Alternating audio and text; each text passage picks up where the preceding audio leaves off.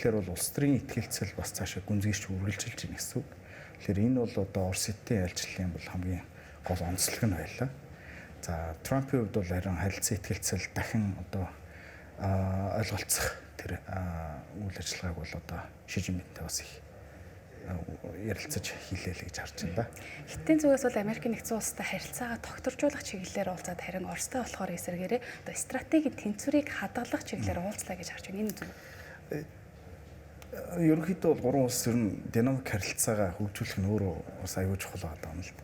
Ерөнхийдөө бол жилдээ 2-3 удаа одоо их өдөртөгчд ямар нэг олон улсын арга хэмжээ юм уу, аль нэг рүүгээ айлчилдаг юм уу, иймэрхүү байдлаар уулздаг байна. За Путинтэй ихэд өнгөрсөн жил 3 удаа уулзсан байх жишээ нь Ши Жинпин.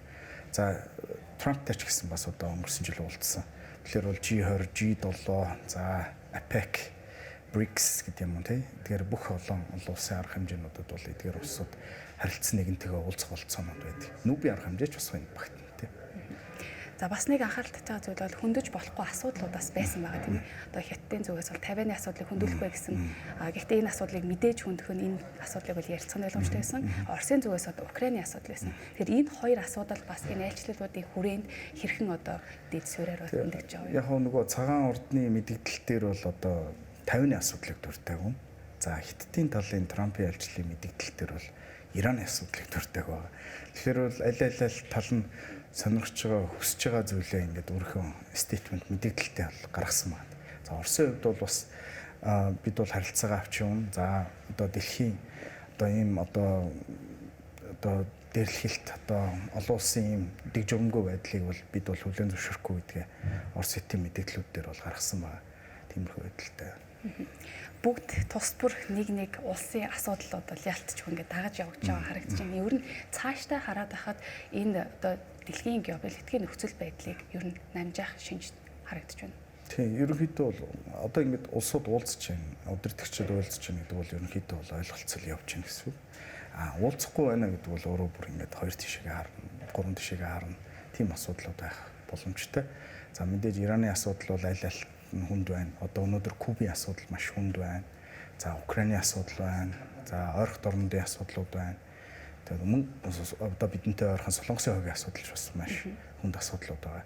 Тэгэхээр энэ бүгдтэй ингээд одоо эдгээр удирдагчид бас ярилцаж хөөрж ойлголцож яах нь одоо манай улсад ч гэсэн бас одоо хэрэгтэй ойлголцтой байх хэрэгтэй. Эдийн засгийн хувьд авч үзэхэд одоо гурван улсын хооронд за ер нь нийтээр дэлхийн нийтээр авч үзэхэд ер нь хэр хөдөлгөөн өрнөж байгаа вэ? Оросын холбооны улсаас бол эдийн засгийн хэд хамааралтай байдлаас Хятадын тал нэмэгдэж байгаа юм шиг бас харагдаад байгаа шүү дээ. Тийм ерөнхийдөө бол үндэсний валютаар хийж явах юуныхээ хувьд бол бараг 60% нь бараг Хятадын юанаар одоо худалдаагаа хийж байна.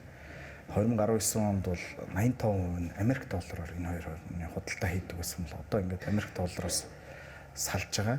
Тэгээд энэ бараг 90 гаруй% нь одоо үндэсний валютаараа эдгээр харилцдаг болсон байна. 30 гаруй% нь одоо рублээр одоо худалдаагаа хийж байна. Хоёр орны худалдаа бол 250 орчим тэрбум Америк доллар байна жилдээ. За энэ бол Америктэй харьцуул Америктэй худалдаатай харьцуул бол одоо 2 дахин бага шахуу байна. Яг хоо цаашаа бол орон зай бий, шүү цаашаа бас хамаарах нөхцлүүд байна. За бас Хятад ч бас Оросоос хамаарах нөхцлүүд бас байна. Одоо Ираны Ормузын хаан хямралаас болж байгалийн хий болоод нефтийн асуудлууд бас нэлээ Хятадын хувьд бол томох асуудлууд болж байна. За Венесуэл бас томох асуудал үүсэж байна. За тиймэрхүү байдалтай. Ойрхон орнд Африк ч гэсэн бас томоохон өндөрлүүд бас байгаад байна. Бусад улсуудад нөлөөлж байгаа нөлөөллийн талаар бас та ярилцаж байна. Ерөнхийдөө бол одоо Орос Хятадын харилцаа ойлголцол нэмэгдэх гэсэн Монголд бас тодорхой хэмжээнд бас бидэнд бас боломжууд нэмэгддэг гэж би бол ойлгодог. Яг транзит монголч гэдэг юм уу те монголоор дамжих ачаа эргэлт нэмэгдэх. За Монгол Хятад Оросын харилцаа ойлголцлын асуудлууд явна. За гурван улсын эдийн засгийн коридорч гэдэг юм уу. За Бүсва замын хооронд ингээд явах ч юм уу. За Евразийн түвшлийн хувьд ч явдаг юм уу. Иймэрхүү асуудлууд байна. За бидэнд бол ийм боломжууд байна. За Америктэй харилцаа ойлгомжтой бол бас дэлхийд дахиад нэг хямрал багасах бас боломжууд бас бий болдог. Тодорхой хэмжээнд нэгнийгээ ойлгох. За одоо цаг хугацааг бас авч гарах тийм ойлголцлууд явдаг л гэж харж байгаа юм л да. Одоогийн Америкийн нэгдсэн улс болоод Ираны хоорондох дайны нөхцөл байдал бол нэлээд их төрлийн олон одоо салбарын хувьд хүнд нөхцөл байдлыг бас авчираад байгаа тийм ээ. Дарамтыг ч гэсэн учруулж байна. Ер нь ингээд харахад энэ айлчлалуудын хүрээнд энэ ойрын хугацаанд хэр хугацаанд шийдэгдэх Би бол Ираны ямарлыг бол бас тийм богино хугацаанд шийдвэrdэх болоо гэж бодож байна. Энэ бас тийм амар ш баг. Гэхдээ мэдээж одоо Америкийн дотоодын сонгуулийн нөхцөл байдалтай бол хамаарах болоо гэж харж. Дунд хугацааны Америкийн сонгуул бас тогтчих. За энд бас тодорхой хэмжээний одоо гадаад үйл ажиллагааны одоо дипломат ялалт энэ төр байх хэрэгтэй байгаа гэдэг. Тэгэхээр бол Трамп бол бас богино хугацаанд шийдэх сонирхолтой. За цаана байгаа Орос сэдвтэй бас ойлголцох тийм одоо нөхцөл байдал үүсэж байна. Ер нь бол дэлхийн өөр айгүй их тийм блок туваагдаж байгаа харагдаж байгаа. Одоо ерөнхийдөө бол одоо миний мэдж байгаагаар бол одоо ингээ Ши Жинпин бол одоо удахгүй хойд солонгост айлчлах тийм мэдээ байна. За мөн миний буруу ойлгоог бол одоо бас найрсаг харилцаа хамтын ажиллагааны 61 оны гэрээгийн шинжлэх магадaltaй байна. За энэ бол өөрөө бас одоо 65 жил болж байгаа гэрээ байгаа. Тэгэхээр бол энэ одоо өнгөрсөн жил бол та мэдж байгаа Путин хойд солонгост айлчлахтаа найрсаг харилцаа хамтын ажиллагааны гэрээгийг шинжилсэн байгаа. Энэ бол бас 20-30 жилийн дараа шинжилж байгаа гэдэг. Тэгэхээр бол энэ бол ингээд аль тал нь ингээд дэлхийд ойлголцох тэр одоо өөрийнхөө блок өөрийнхөө хамтрагчтай ингээд хувааж авч байгаа тийм нөхцөл байдал үүсэж байна л да дэлхийн. Яг энэ нөхцөл байдалтай холбоод бүгд найрамдах арчилсан Солонгос ард улсыг авч үзэх юм бол хойд Солонгосын тухайд ер нь Орос хятадтай бол найрсаг харилцаатай байдаг, түншлэлтэй, найз нөхдөний одоо нөхөрлөлийн түншлэлтэй байдаг тийм ээ. Тэгэхээр сүүлд ч гэсэн одоо Орос хойд Солонгос хоёр гүүр барьлаа гэж мэдээ гарч байгаа жишээ нь. Тэгэхээр энэ байдлыг ер нь дэлхий яг ямар байдлаар хүлээж авч байгаа. Тийм ерөнхийдөө бол Орос хятадтай одоо хойд солонгосын ойлголцвол умард солонгос ойлголцвол өнөөгийн одоо дэглэмээр одоо хатгалж үлдэх болцоо байгаад байгаа гэдэг. Тэгээ тэр утгаараа бол одоо энэ хоёртойгоо маш сайн харилцдаг байна. Жишээ нь одоо та өнгөрсөн жил харсан бол Ким Жон Ун одоо онгоцны буудал дээр одоо Путинийг тосч ийсэн. Гаргаж өгөх нь баг Путинийг гаргаж өгч байсан. Тэгэхээр бол энэ маш их харилцаа байдаг.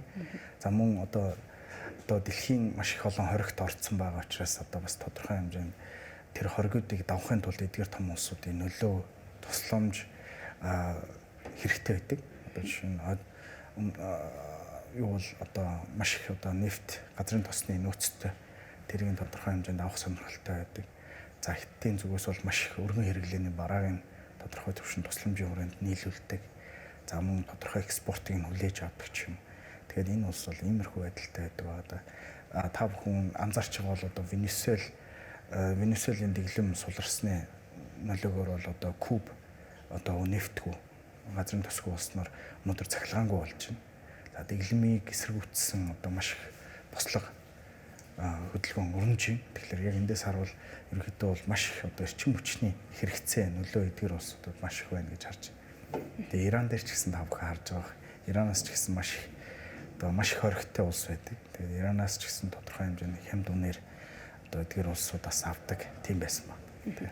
Студид хүрэлцэн гэж ярилцсанд баярлалаа. Бас олон улсын нэлээд өргөн сэдвээр ярилцаж энэ сүүлийн үеийн ажлыг үр дүнг ч гэсэн ярилцлаа. Танд баярлалаа. Та бүхэн өрсөнд их баярлалаа. За. Олон улсын судлаач Сумьятай бид ярилцлаа.